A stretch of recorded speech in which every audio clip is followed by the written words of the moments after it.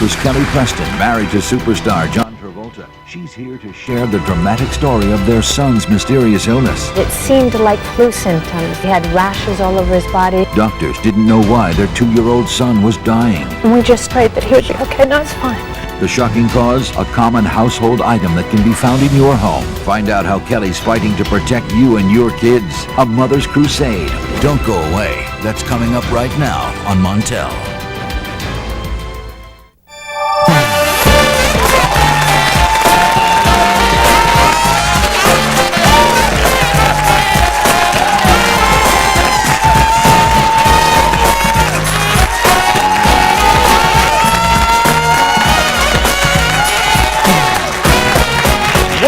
Welcome, and thank you so much for joining us today. You know, you have seen my guest that's on the show today in such great movies as Space Camp, 52 Pickup, Twins, The Experts, Waiting to Exhale, Jerry Maguire, From Dusk Till Dawn. Think I'm done? No, watch this. Addicted to Love, Jack Frost, For the Love of the Game, and Battlefield Earth. And she's also a devoted mother and champion of a cause that is making sure that your home and children are safe at all times. Please welcome Ms. Kelly Preston to the show.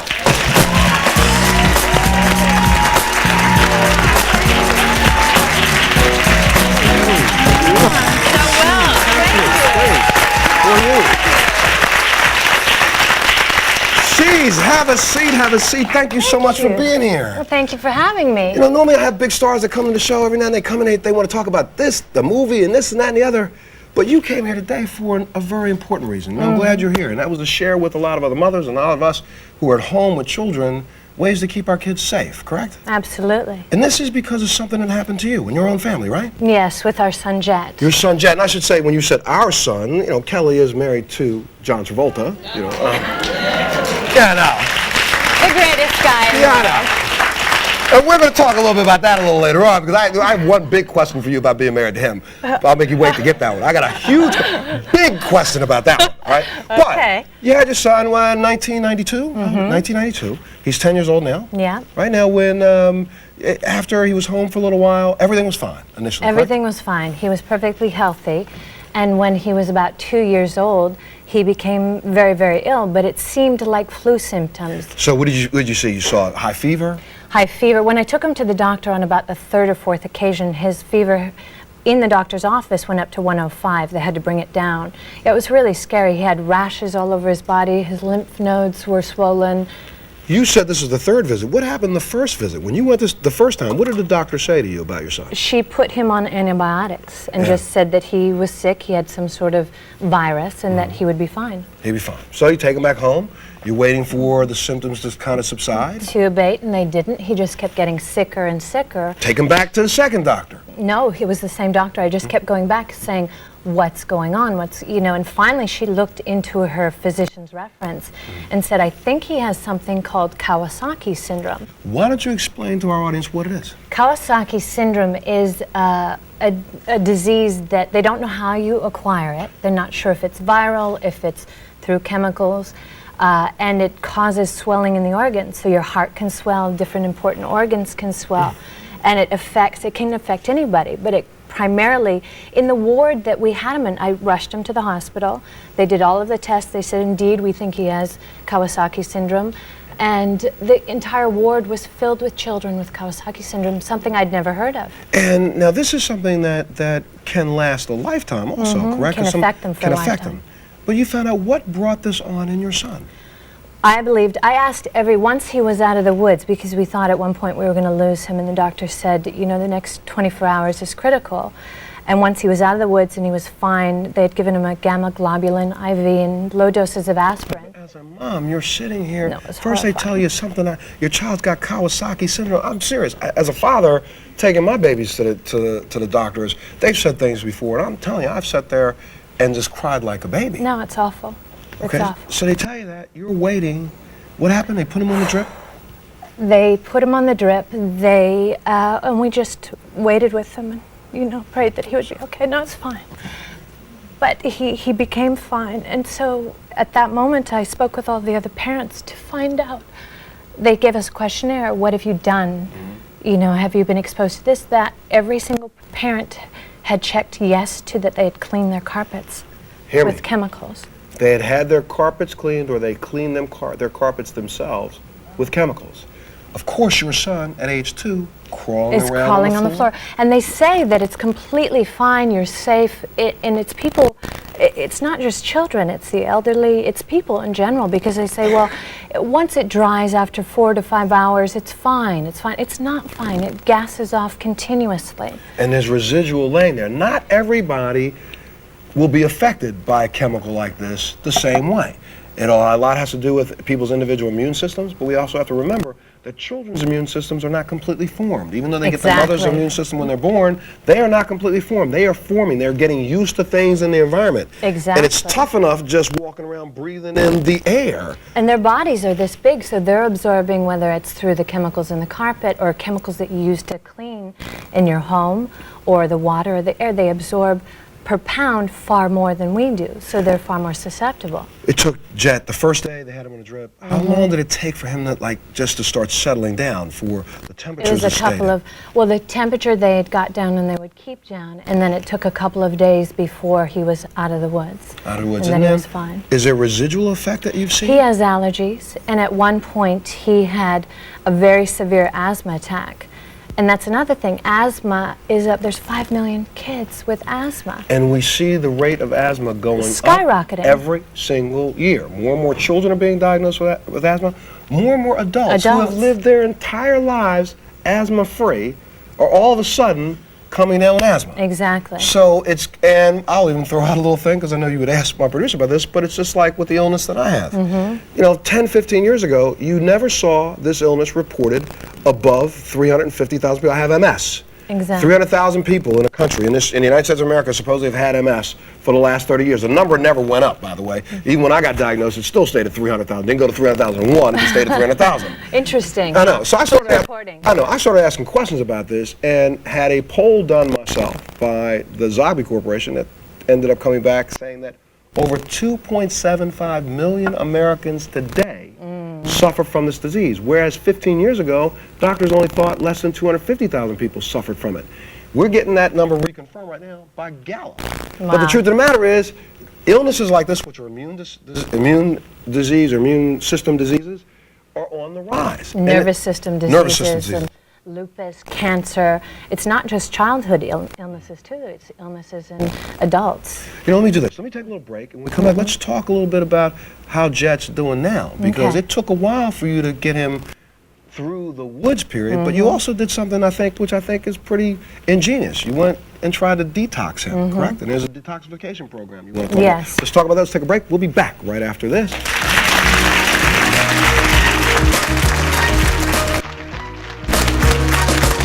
Since babies spend a lot of time on the floor, there are all sorts of things that they breathe that we don't. See the world the way your baby does. This is your baby's crawl zone. They breathe 4 inches from the ground. Carpets trap all kinds of residues. Wood or linoleum floors with area rugs that you can wash are healthier.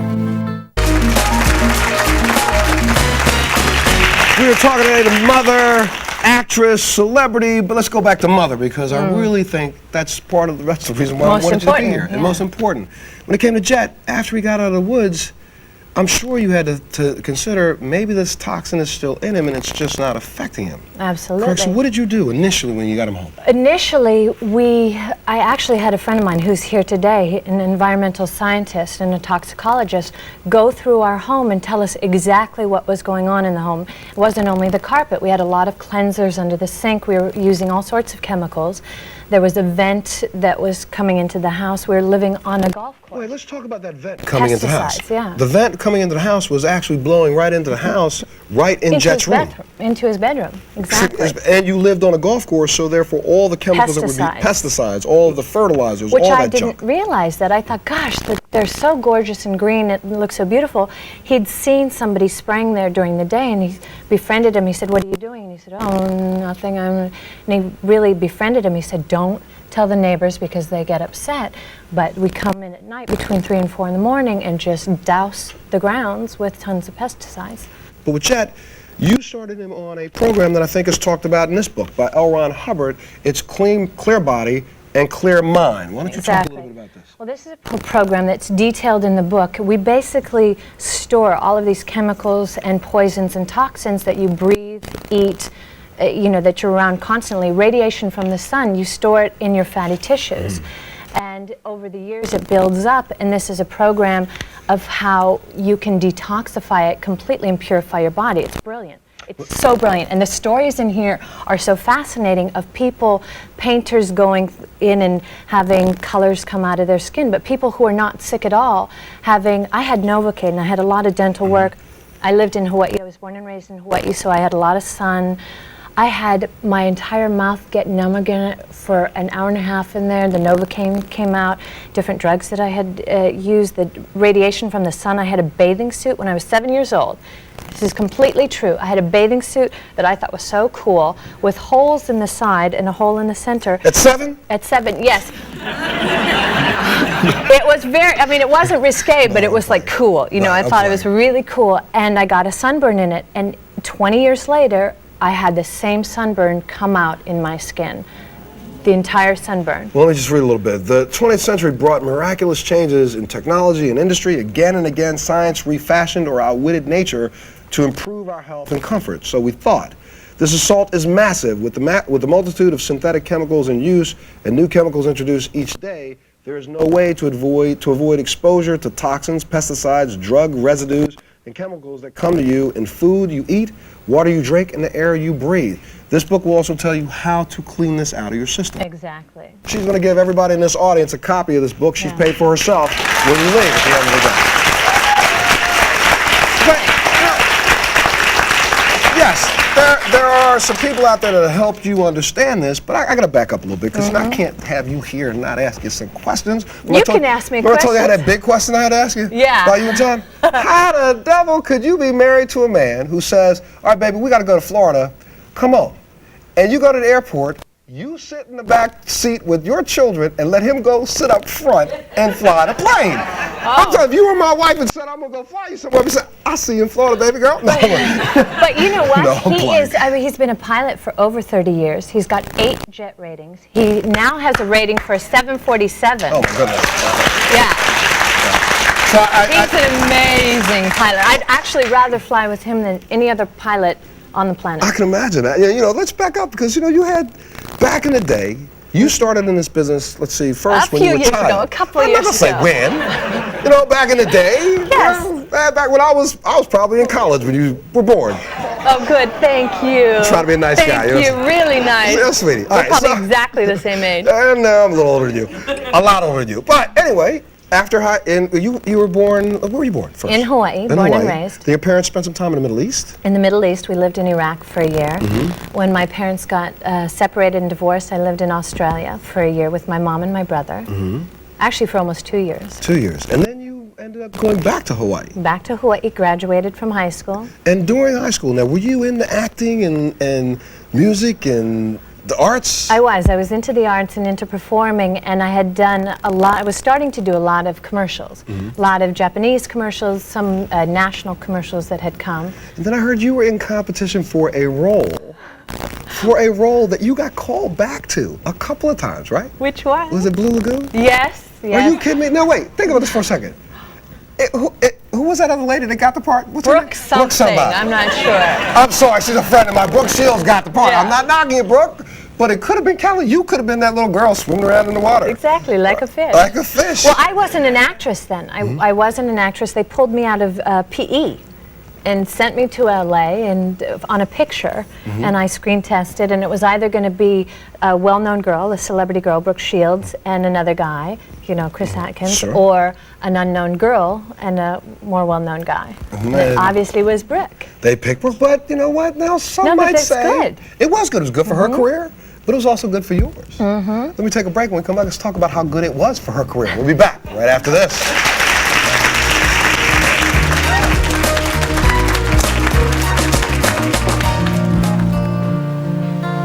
Have you ever thought where your shoes have been? It's a scary thought. We walk outside and bring home all sorts of junk on the soles of our shoes, right into our living room. So leave your shoes at the door, or at least wipe them on a doormat. So again, welcome Kelly Preston to the show.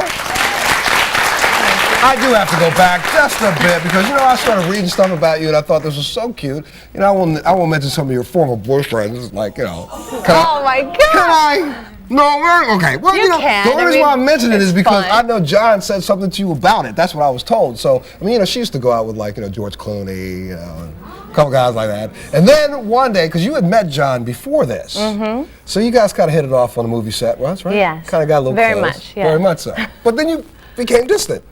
No, it was because we couldn't get together at that time. Ah, so you went out with Charlie Sheen for a little while. Yes, for Then a you went- year. For a year, and then you George Clooney, and then you A were year. invited to a party at someone's house. Kirstie Alley. Well, I know too. I know Kirstie. And she just decided, you know, she wanted the two of you to be together. She always wanted us together, so she sat us next to each other at the table, and Johnny kept whispering to me, I really want to talk to you after dinner. Will you come back to my room or I'll come back to yours? You know, I just want to talk to you about something.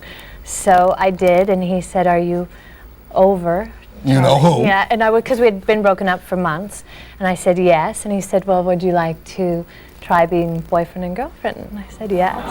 So sweet. Come on, that's why I wanted to talk about that. And the rest, let's say, you know what, I was very fortunate. Was it 2 years ago? I attended a fundraiser in Los Angeles called the Race to a Race, which is one of the biggest fundraisers for MS, held by Nancy Davis and her foundation. And I had a chance to stand on the stage. Before I show you this picture, you got to get this. On the stage with the likes of Kelly and her husband and several other celebrities, but the thing was, the trip was over on the piano with Stevie Wonder. Do you remember this? It was Stevie Wonder was up fantastic. here jamming, and guess what? We all got to sing with Stevie Wonder. Take a look at this picture right here. There you go. Montel, John, and Kelly. Did you know? Isn't that so great? That was a great picture. I have a picture hanging in my office. All right, so enough of this. Let's go back to just trying to figure out how to help people understand what's going on in their home. You have worked with a toxicologist, Mr. Michael Wisner. Mr. Michael Wisner. Please, I'll tell you what, let's welcome him to the show. Oh, Welcome, good. Michael, to the show.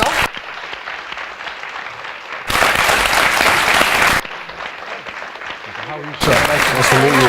Hi, Steve. Please, have a seat. When did you start working in this as a field? Well, about 20 years ago, myself and a research foundation started looking at how to get chemicals that store in the human body. You know, everybody watching today, per the US EPA, has as many as 250 known toxins stored in the body's tissue. And we're seeing compelling evidence, as I think you mentioned earlier on the show, this is contributing to increases in certain types of diseases. When Kelly approached you and said, look, you know, my son has this bizarre thing, Kawasaki syndrome, what did you tell her first? Oh my God, you know, and I said, look at, you know, Kelly called me and said, would you go look at the house? So I said, you bet. And so while I've always, my area of expertise has been human chemical exposure, internal exposure, I've learned a great deal about the things that you can get exposed to from the home. So I went up and looked at Kelly's home for her and John.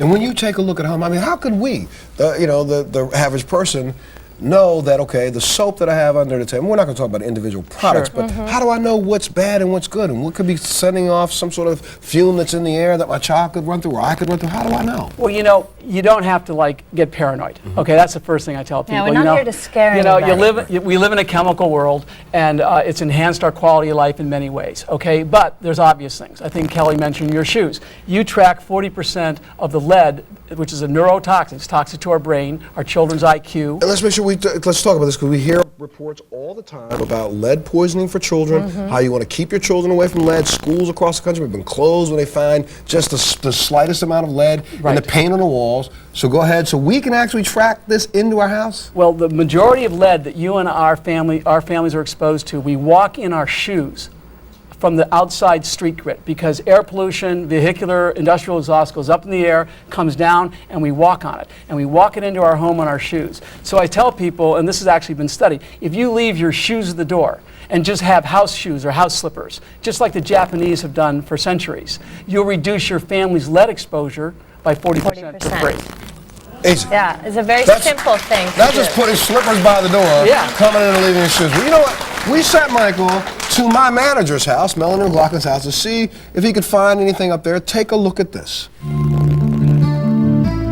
Hi. Hello. Michael Wisner. Hi, Melanie McLaughlin. Nice Come to on meet you, in. Melanie. Great nice house. to meet you. Thank you. So, Michael, I heard you were the right guy for the job to tell us if our home is safe or not. I have a 4 and a 6-year-old, and I have another baby on the way in a few months. Congratulations. Thank you. And 3 dogs in the house, so I want to make sure it's safe for them too. Sure. You know, one thing I realized here is that you have all this carpeting. A square foot of domestic carpeting can have as many as 10 million microorganisms. Okay. It's a great place for things to grow. How do you clean it? We have our own steam cleaner. We clean it probably once a month with chemicals. Those chemicals that are used to clean and spot remove, they can be very harsh. They are absolutely associated with certain kinds of, nerve problems. And, Sure. They actually give me a headache. Exactly. Is there something that I can do to make it safer for the family? Absolutely. I mean, there's a couple of things. Number one, have a vacuum that has what's called a HEPA filter, Okay. a high Should have energy that. filtration on the exhaust, so that when you do carpet it, it's not blowing bad stuff out into the exhaust in the Okay. air. Secondly, when you do clean it, only use a natural soap in Okay. the carpet cleaner without any chemicals. So this is the kitchen. It's great. It's a great cooking range. If you run a gas range for 1 hour at 350 degrees, you are producing as much pollution in terms of carbon monoxide, carbon dioxide, as you'll get on a real smoggy day in LA. Wow. Okay, so when you're cooking with the gas range, you got a lot of cooking, it's the holidays and so forth, make sure the vent fan's on, full Okay. go. Okay. And even in the winter, I would crack the window a little because really the solution is ventilation. This is our pantry. We keep food and a lot of our cleaning supplies stored in here Okay. because we buy in bulk. You get an A+. Oh, great. This is impressive. Like you have non-toxic containing mildew removal, which is like using natural substances to kill mildew rather than harsh chemicals. Right. But I don't see anything in here that concerns me at all. I mean, it's just a really good job. So how old is this swing set? It's about 7 years old. 7 years? Yeah. The way that this wood has been treated for years is with hexavalent chromium and arsenic. Arsenic, isn't that poisonous? It is. What they did was the government allowed the use of arsenic and chromium as a wood preservative. The problem was that loophole created wood preservatives on products that started being used in the home. If you ever replacing the wood here, you want to just check it to make sure if it was treated with chromium or arsenic that you seal it. Because if you seal the wood or paint it, then there's no dermal absorption that the child can get onto his hand. So how'd my house rate? Well, it actually rates very well. Oh, great. I would give it I'd give it a B+ to an A-. I'm Okay. doing so many things right. Thank you very much. Thank Really you for nice your to time. meet you. Nice meeting you. Tell you what, Michael, let me take a little break. And when we come back, you can tell me what you found at my manager's house. So I'll talk to her about managing her life. I'll take a break. We'll be back right after this.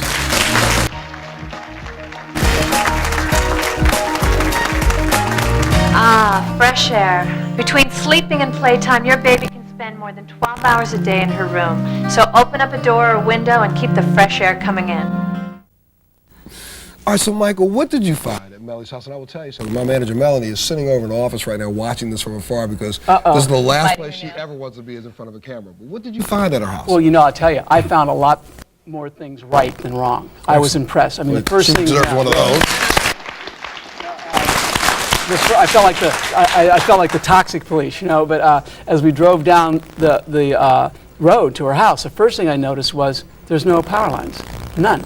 Because power lines, particularly those big high tension wires, they can give off electromagnetic frequencies, radiation, just like you hear from the cell phone. And if you have those right next to your house, not a good thing. Radiation stores, too. I got to talk to you about it. Well, since you went there, let's go there before we complete what happened at Melanie's house. The phone. You hear all kinds of things, whether or not it's safe, it's not safe, cell phones.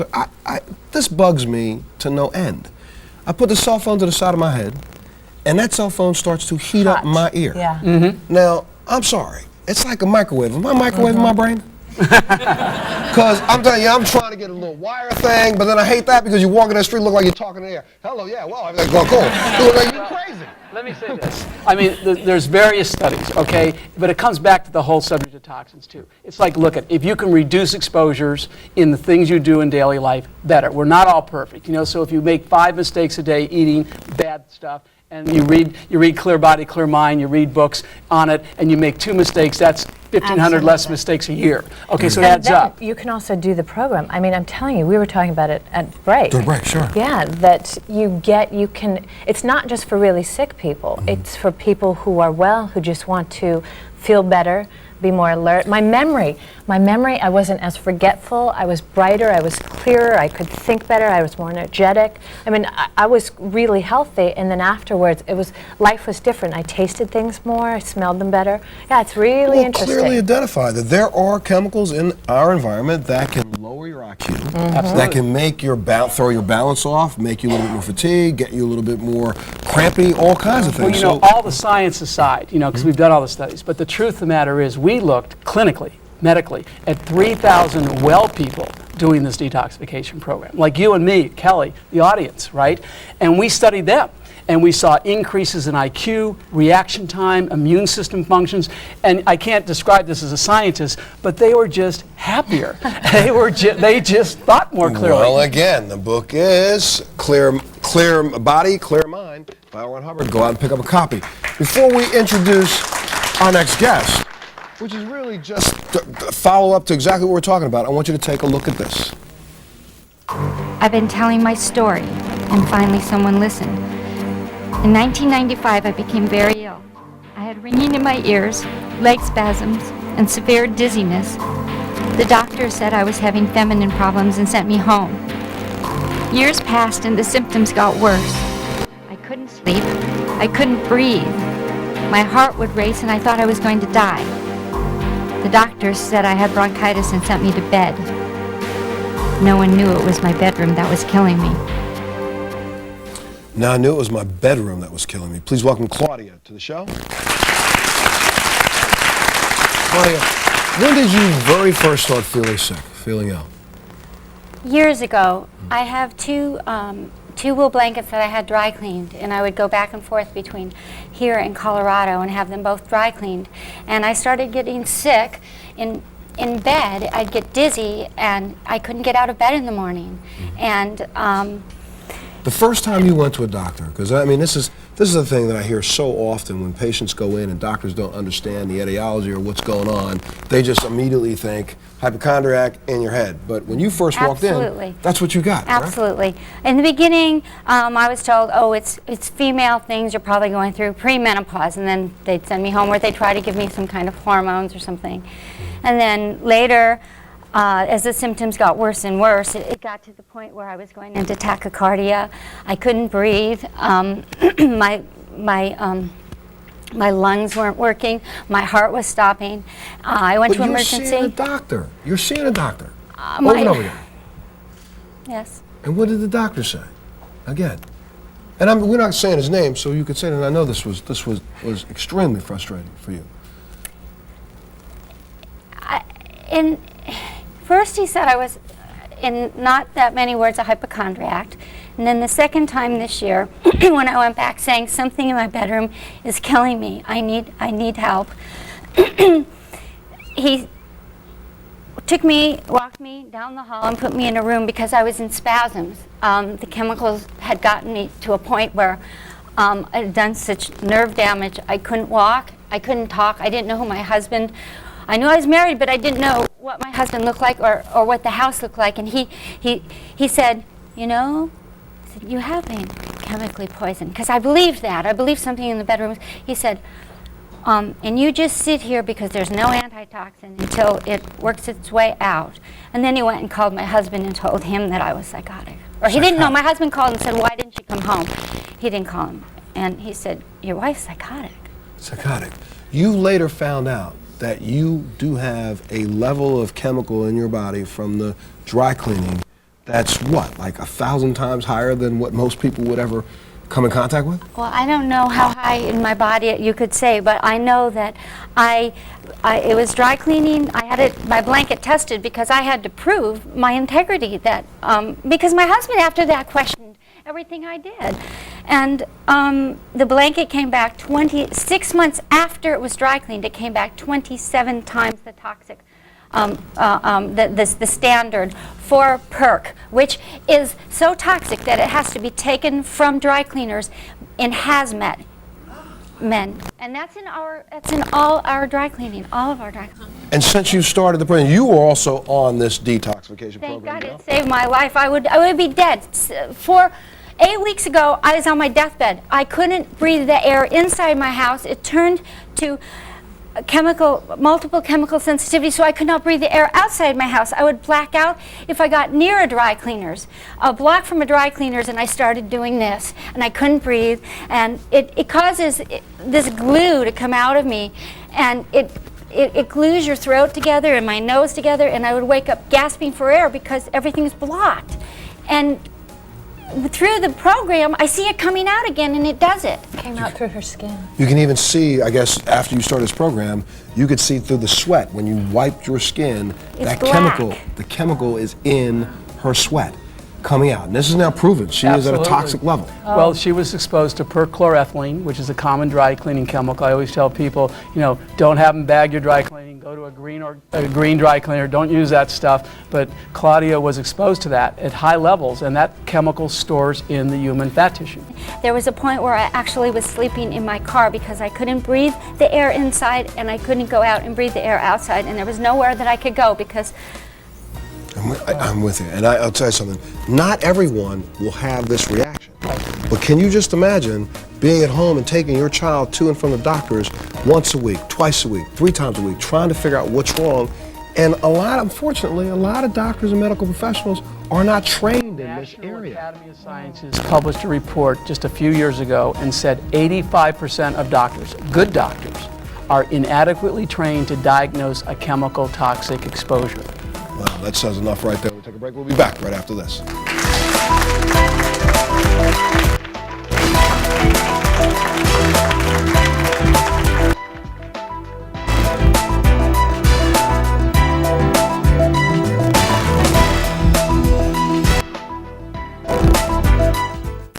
I mean, Michael, there could be so many people sitting out there right now watching the show, and I'm not trying again to scare anybody. This is not a scare tactic. We're just trying to make you think about your environment. A lot of you at home have your entire houses carpeted, and you've been running that stupid thing that you bought down the corner of the drugstore, back and forth, pouring this big bottle in the back of it, and just doing your floors every day. And your children are running around on the floor, and you're wondering why your kids are catching colds. Well, getting that, colds we everywhere. use pesticides in the home that we don't need to kill bugs. There's many, 100 You can safe use ways to boric do it. acid. Boric acid will kill bugs. You don't have to spray pesticides, And then the detoxification program, I mean, that's a survival kit in the 21st century chemical world we live in. anybody, no matter if for they're anyone. sick. It's just something we need to look at doing. Well, let's talk a little bit more about those alternatives, though. That you were saying that, everybody uses, I won't say the name of the products, but, alcohol-based or chemical-based solvents to clean the countertops. What's the best way to clean a countertop? Kelly is probably, she's become almost more expert in this than I. She's on the board of directors of a foundation that Children's Health Environmental Coalition. I'm on the board of directors. I'm their national spokesperson. But there's so many non-toxic alternatives available on the market. There's also baking soda, vinegar. There's so many different things. But that you can buy things. You can make things. If you have carpets and you've been cleaning them with chemicals, just steam clean them a couple of times with hot water. You will smell the exact same chemicals coming out of your carpet. They don't go away. They don't drift off. And you would recommend that, maybe it's time that we stop doing the full wall-to-wall carpeting thing. absolutely. And start just getting an area rug, but keeping those floors open so that you're not having something that's a trap. We had 4 people come to us who built a home, their dream home in New Hampshire. 2 children, 3 children, a colonel in the Army, and they finally put in the new carpet for their dream home. They got totally sick. They didn't know what it was. Finally, they were told, just like Claudia, you're crazy, it's psychosomatic, it's this and that. They went to a doctor in Boston who tested the carpet with mice, and within 1 hour, all the mice died. And these people were sick, and they came to Health Med, and we put them through the detoxification program, and they're well to this day. Yeah, they're all well, the children, the adults, The adults. everything. Makes you start to think. And that was because that particular lot of carpeting was not cured appropriately. Yeah, it didn't Latex dry. backing wasn't cured fully, and it off-gassed chemicals like Kelly's talking about, and it made them ill. I still have some carpeting, but what I've done is, if you buy natural fibers, and then you let it cure, you let it dry outside for a couple of weeks. It will gas off, and then if you have carpeting, there are ways around it, or just do it without chemicals. Real quick, cleaning the kitchen 101. You said baking soda and what else? Lemon, vinegar, but there's also products that you can buy. There are amazing products on the market that clean beautifully and non-toxic. Non-toxic. So we should start looking for those and start demanding those kind of products now out of those people who are making it for us. I mean, you have been spending probably billions and billions and and billions of dollars making people rich off of chemicals. If you stop spending that money, they will develop the product that you'll buy. So start buying the products that are green, and I'll guarantee you'll start to see the ones on the shelf start to change from being non-green to being green. That's right. And fresh lemon scent doesn't mean that, oh, this one's natural. You know, it may still have a lot of chemicals in it. Buy the ones that are natural. You got it. Let me take a little break. We'll be back right after this.